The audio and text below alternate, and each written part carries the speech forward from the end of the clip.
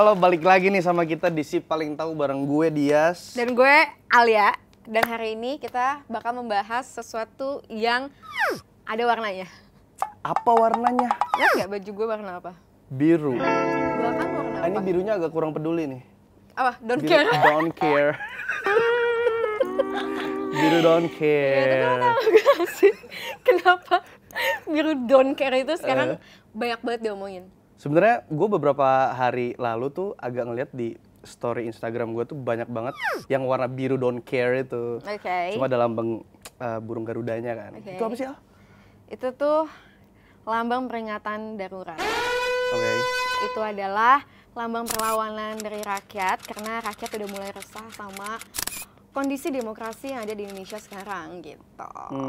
Sampai sini udah nangkep dulu? Udah, sampai sini udah. Oh udah, Ya, oke. udah. Masih bisa gue tampung lah. Sampai sini masih bisa. Oke, tapi lucunya orang-orang tuh mengira bahwa si peringatan darurat ini pertama di-upload sama Mbak Najwa Shihab. Karena yang viral dari situ kan. Iya. Tapi karena gue anaknya Twitter banget, sebenarnya yang pertama kali ngupload itu ada namanya Budi, bukan Intel. Tapi? Dia itu wibu. Oh. Dia itu wibu, makanya nanti bakal nyambung. Dia nge-post itu pertama kali. Terus tiba-tiba viral. Akhirnya di-up secara serius sama narasi gitu. Oh, berarti bukan Najwa Shihab atau siapapun itu pertamanya ya? Iya, cuman maksud gue si Budi ini tuh cuman fire starter untuk orang-orang semakin tervalidasi bahwa keadaan tuh memang lagi darurat gitu. Nah, dari narasi akhirnya baru jadi domino ke influencer lain, ke netizen, ke iya, banyak komika tuh, bahkan. kemarin tuh penyanyi-penyanyi Iya kan? ya. Upload. Iya, mereka tuh lagi ada di suatu festival, terus backdropnya kalau biasanya visual mereka yang mereka siapin akhirnya diganti sama lambang Garuda peringatan darurat. Gitu, itu gue respect banget sih. Bener-bener. Tapi berarti sekarang tuh emang lagi bener-bener nggak baik-baik aja ya? Nggak baik-baik aja, sampai hari ini tanggal 26 Agustus sih so far kita udah menang, tapi tetap kita harus kawal. Ya banyak banget tuh tulisan kayak kawal sampai MK, kawal sampai MK lagi. Kawal putusan MK. Iya, hati-hati. Kawal putusan MK. Iya, betul. Tapi gue dengar juga katanya tuh beberapa influencer tuh ditawarin sejumlah uang gitu, bener gak sih? Menurut bukan isu yang beredar lagi sih. Memang ada beberapa influencer yang pada akhirnya speak up mau di TikTok atau di Twitter. Ini harus ada screenshotnya ya, kalau enggak nanti kita ditagih bukti. Iya ya kan, nanti kita ditagih bukti. Memang ada beberapa yang dibayar untuk menyuarakan bahwa Indonesia ini baik-baik aja. Literally ada harganya. Gue pernah lihat di Twitter ada yang di DM bahwa kayak kalau lo mau soft selling itu harganya 27 juta. Kalau lo mau hard selling tuh kayak 30 something deh gitu. Jadi tujuannya tuh emang untuk memecah belah suara rakyat aja sih. Tapi nggak sampai situ aja. Maksudnya masih banyak juga yang mengaku dibayar untuk membuat isu yang lain supaya netizen tuh fokusnya terpecah gitu. Jadi kan yang lagi dipermasalahkan sekarang itu adalah RUU Pilkada. Tapi orang-orang tuh jadi ada yang bilang gimana sama RUU perampasan aset gitu-gitu. Iya, fokusnya dipecah gitu lah ya. Betul. Sampai sini masih bisa nampung lagi gue, slow aja. Jadi menurut lo peringatan darurat apa Indonesia baik-baik aja? Menurut gue peringatan baik-baik saja. Enggak lah, peringatan darurat dong. Peringatan darurat. Tapi lo udah paham maksudnya dari RUU Pilkada itu apa? Kenapa netizen pada akhirnya bersuara, pada akhirnya semua kemuakannya tuh diutarakan di momen ini, udah paham? Menurut buku Tatang Sutarman nih ya. Enggak deh. Tatang Sutarman siapa? Itu dulu Awas Ada Sule. Bukan menurut gua yang gue denger tuh karena ada anak presiden yang tiba-tiba ingin mencalonkan diri sebagai Ada indikasi, iya gitu kan. Bener gak sih gue? Ya nanti kalau salah ngomong kayak gue loh. Iya makanya. Lagi viral ya? Jadi itu sebenarnya, ini gue jelasin dikit ya. Iya, banyak juga gak apa-apa. Pakai bahasa Kalbu. bayi yang kira-kira bisa lo pahami dan Gen Z yang lain pahami gitu untuk di si paling tahu ini. Jadi pada awalnya rakyat tuh sebenarnya udah gelisah. Waktu pemilu kemarin, Pilpres kemarin itu, Mas Gibran ini naik, yang mana itu tidak sesuai dengan peraturan gitu. Jadi peraturannya tuh ditweak supaya gimana caranya Mas Gibran tuh bisa mencalonkan diri. Jadi cawapres. Iya, dan itu kan sudah menyalahkan konstitusi ya sebenarnya gitu. Cuma pada saat itu banyak netizen yang beranggapan bahwa ya ini kan bisa disahkan peraturannya karena beliau ini punya om di MK, yaitu Bapak Anwar Usman. Terus di situ netizen udah yang kayak udah fishy, udah marah, cuman kemarahannya tuh belum bener-bener sampai atas gitu loh. Masih yang kayak aduh ini udah aneh nih gitu. Cuma masih ya udahlah kita lihat gitu. Terus setelah itu runtutannya terjadi di mana Mas Kaisang tiba-tiba yang dia bilang tidak tertarik untuk terjun ke politik, beliau akhirnya terjun ke politik ke salah satu partai. Dan di partai itu beliau dalam 3 hari langsung jadi ketum, bro. Wow. Ketua umum, bro. Mungkin dia ini banget kali. Gigi. Nge-gym kan? Dia nge-gym kan? Iya, dia gym bro kan? Iya, makan pisang nuggetnya. Masih ada? Masih ada? Nggak tahu gue. Gue nggak tahu. Udah nggak ada tuh katanya tuh. Udah nggak ada ya? Woyo lo. Canda. Gue, woyo lo.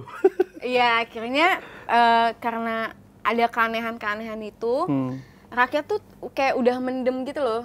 Udah mendem yang kayak, aduh ini tuh aneh banget, lu mau ngapain sih gitu, apa sih yang mau dikejar buru-buru banget gitu. Sampai akhirnya setelah ada isu di mana peraturannya RUU Pilkada itu pengen diubah menjadi usia 30 tahun setelah dilantik. Jadi pas kalau belum 30 tahun daftar tuh nggak apa-apa gitu, sedangkan sebenarnya nggak boleh. Oh, tadinya nggak boleh, tapi sekarang tuh kemarin tuh sempat diusahakan seperti supaya itu. Bisa. Iya. Cuman karena rakyat udah nggak mudah untuk dibodoh-bodohi, akhirnya rakyat banyak lah yang speak up. Dan file starting sebelumnya juga kan emang udah masalahnya nyangkut pautin sih. Iya, udah banyak banget aja, kan. udah banyak banget. Unek-unek kayak gitu lo paham gak sih kalau lo pacaran, terus komunikasi lo nggak bagus, lo nggak didengar, terus satu masalah yang sebenarnya kayak sebenarnya nggak yang gimana-gimana tapi gimana-gimana ya, jangan nggak gimana-gimana. Oh, yang gimana-gimana itu jadi makin gimana-gimana gitu kan. Iya, tapi jadi kayak misalnya pacar lo nih kesel karena lo jelek, nyebelin, males. Ngatain gua namanya kalau tidur ngorok gitu-gitu, kalau ya remeh lu. Iya, padahal masalahnya ternyata lu tuh cuman telat jemput dia gitu. Tapi karena unek-uneknya udah banyak, jadi dia bilang kayak, kamu tuh telat mulu sih jemput aku, kamu nih emang udah males, kamu nih emang udah bau, kamu nih emang ya, gampangnya gitu lah kemarahan netizen. Iya. Ya, kita sampai sini ada pertanyaan, any questions? Enggak, gue masih nampung sebenarnya. Nampung apa? Nih, beban ini bahaya nih bahasannya. Jadi sekarang itu netizen beranggapan bahwa ini Bapak Presiden Jokowi tuh lagi ngapain sih gitu. Lagi berusaha untuk bangun dynasty kah atau apa gitu. Tapi ada juga yang berpendapat bahwa ini tuh bukan tentang greedy, ini tuh bukan tentang kekuasaan, ini tuh bukan tentang apa ya, ketamakan. Cuman beberapa orang gitu ya, seperti Mas Panji juga bilang bahwa salah satu alasan Pak Jokowi melakukan taktik politik kayak gini tuh karena beliau tuh takut. Nah, takutnya nggak bisa jawab juga sama Mas Panji, saya juga nggak bisa spill di sini gitu ya. Cuman kalau kalian mampir-mampir ke Twitter, kalian bisa mencari benang merahnya lah gitu. Tapi kan kalau ngomongin dinasti, periode-periode sebelumnya juga sebenarnya ada yang berdinasti juga kan? Cuman kan tidak mengacak-ngacak konstitusi yang sudah ada sebelumnya. Oh iya, berarti ini yang bikin masyarakat tuh marah banget karena lu siapa sih ngatur-ngatur banget gitu. Menghalalkan segala cara aja sih. Karena kayak gini deh, dulu pas lo lulus kuliah pilot, lo kan sempet nganggur lama ya, which sekarang juga nggak jadi pilot sih. Iya. Tapi di momen lo daftar-daftar ke maskapai itu, lo kan sempet tuh yang dimintain, dimintain sejumlah uang. Dimintain pap. Oh, pap apa? Bangun tidur. Pap uang, iya terus? Iya, dimintain sejumlah uang untuk lo bisa ikut tes di situ. Belum tentu keterima teman-teman gitu. Jadi itu kan sebuah jalur gratifikasi. Terus di situ juga ada orang-orang titipan sehingga itu menjadi nepotisme dan itu membuat lo pada akhirnya nggak mendapatkan kesempatan yang sama mereka yang punya orang dalam. Gak fair, bro. Iya, jadi itu yang bikin rakyat tuh gelisah gitu, mau sampai kapan kita tuh terus-terusan dicurangin sama nepotisme. Kayak gitu sih. Tapi gue tuh sebenarnya bersyukur banget sih. Kemarin kan ada beberapa teman-teman yang turun ke jalan untuk speak up. Iya, untuk aksi. Action. Iya, untuk aksi, tapi ada juga beberapa teman-teman yang turun ke sosial media. Dan pada akhirnya kemarin hari Sabtu tuh DPR udah speak up bahwa RUU apa sih dibatalkan ya? RUU tersebut tuh dibatalkan. Jadi rakyat tuh bilang kayak akhirnya kita menang gitu. Makanya di Twitter tuh kemarin ada trending, alhamdulillah ya Allah, gara-gara nge-react itu gitu. Gue tuh ngebayanginnya tuh kemarin kayak gue kan maksudnya kan buta ya kan hal ini ya. Terus dulu kan ya Indonesia rusuh 2019 ya terakhir ya. Gue tuh takutnya rusuh-rusuh kayak gitu loh Al, karena gue sempet nonton adalah beberapa kayak video pendek gitu tentang 98. Mati nih gue gitu loh. Gue takut kayak gitu. Banyak banget kayak di TikTok, di Instagram tuh demo ada yang digebugin lah, ada yang gitu-gitu kan. Ya, which sekarang pun juga tetap ada yang kayak gitu-gitu. Iya. Tetap ada mahasiswa yang bocor, di Bandung bahkan ada yang operasi mata karena matanya hampir buta, ada yang telinganya itu kebelah gitu-gitu. Jadi emang aksi kemarin tuh lumayan chaos sih, lumayan banyak violence-nya juga gitu. Terus banyak banget kejadian-kejadian di hari itu yang nanti wartawan dikunciin di kantin lah, kayak gitu-gitu loh. Jadi memang banyak banget sih sebenarnya. Berarti si Mas Kaisang ini nggak jadi mencalonkan diri ya? Nah ini juga sebenarnya lumayan kocak ya. Jadi kan memang sudah digadang-gadang gitu, digadang-gadang dan lain-lain. Terus akhirnya dia viral, tapi dia tidak membuka suara sedikit pun tentang itu. Sedangkan Satu Indonesia nih karena lu loh gitu, lu loh ini semua jadi riweh gitu. Begini, tapi elunya nggak ada konfirmasi apapun.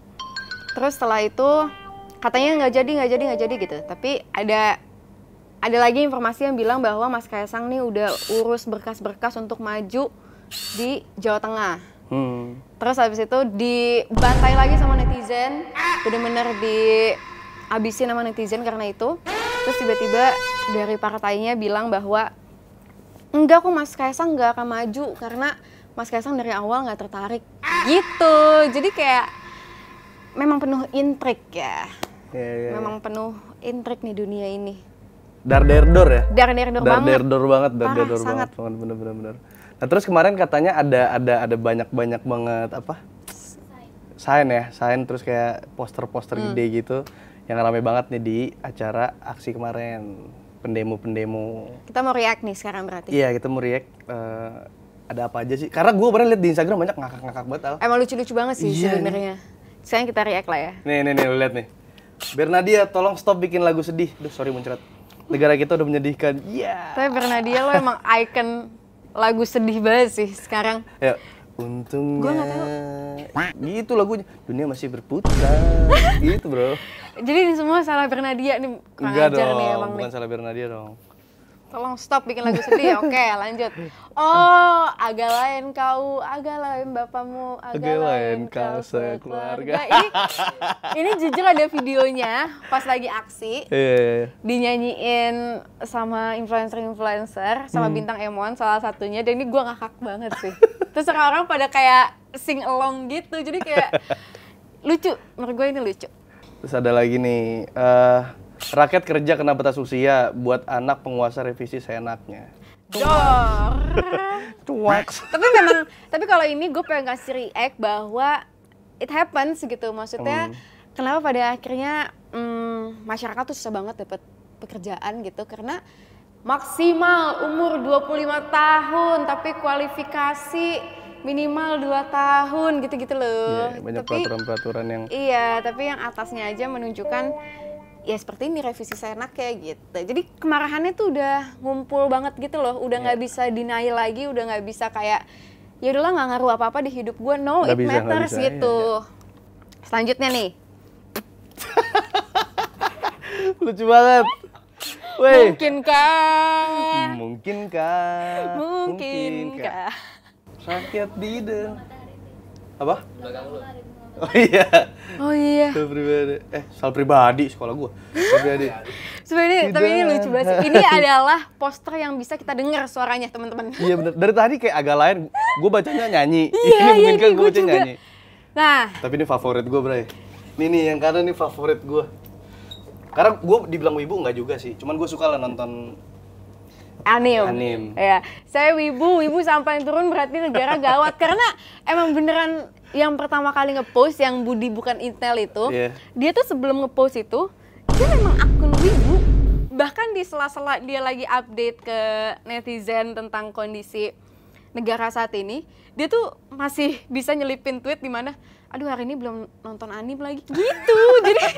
jadi emang lucu banget kan? Iya, emang lucu banget. Iya, tapi maksudnya dengan demo-demo kayak gini mungkin memang akhirnya ada suara baru yang speak up gitu. Enggak suara yang itu-itu aja. Kalau yang vokal itu biasanya kayak Mbak Nana atau Panji atau Mas Ernest gitu-gitu. Sekarang tuh udah banyak banget yang menyuarakan isi hatinya juga gitu. Karena kondisi ini tuh bukan kondisi di mana kita bisa ya udahlah nggak ngaruh juga di hidup gue. No, everything is political gitu.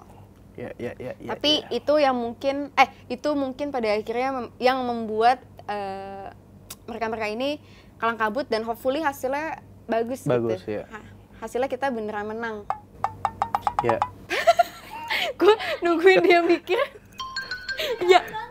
Bukan jeramanin, gue sambil baca ini pengen bridging. Oke. Dengan segala macam yang udah terjadi nih Al dari kemarin nih Al, harapan lo sebagai cewek berbaju biru ini apa sih untuk negara ini yang katanya demokrasinya sedang tidak baik-baik aja gitu? Gue dulu ya. Lu mau ngambil jawaban gue. Tadi di make up room dia nanya sama gue jawaban lu apa Al. Yaudah. Sekarang dia mau ambil. Enggak, yaudah gue dulu. Gue dulu.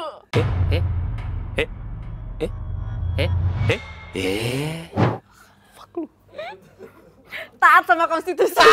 Itu jawaban gua. Itu jawaban gua. Ya udah menurut gua kalian dengerin ahli. Gak itu yang pertama. Taat aja sama konstitusi gitu.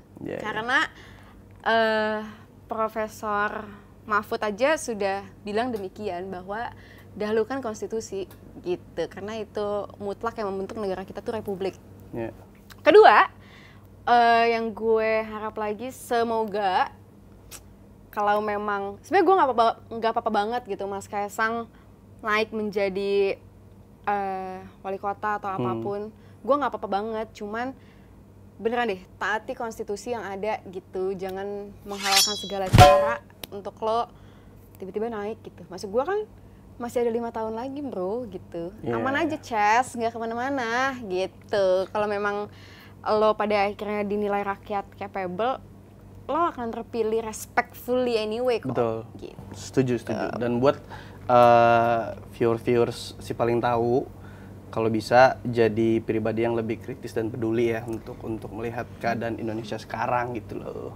Betul, jangan mau apa ya, menurut gue Jangan diam di saat kalian tahu ini semua tuh nggak baik-baik aja. Jangan menganggap bahwa ini tuh nggak berpengaruh ke kehidupan kalian, karena harga sunscreen kalian yang mahal itu, sunscreen lokal kalian yang mahal itu everything is political. Kalian harus cari tahu, sumpah gitu. Jadi kalau misalnya kalian tetap kayak apa ya, kayak ya udahlah gue juga nyari duit sendiri. No, bukan itu poinnya gitu. Jadi harap dibaca-baca beritanya, harap terus diupdate, harap terus dikawal sampai kita benar-benar menang. Betul. Setuju gue. Setuju? Setuju banget gue sama kamu. Jijik banget. Don't call me kamu. Itu iklan. Setuju deh sama kamu. Chunky Bar. Oh, ada pertanyaan baru teman-teman, gara-gara gue ngomong sunscreen. Nah, kalau tadi kata lu sunscreen itu political, berarti wibu efeknya apa?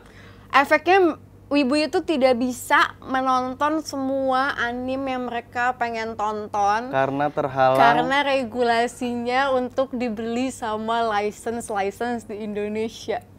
Susah kalau mau nonton anime. Coba bayangin misalnya Indonesia bikin satu website khusus anime. Terus gratis atau bayarnya cuma 20.000 gitu.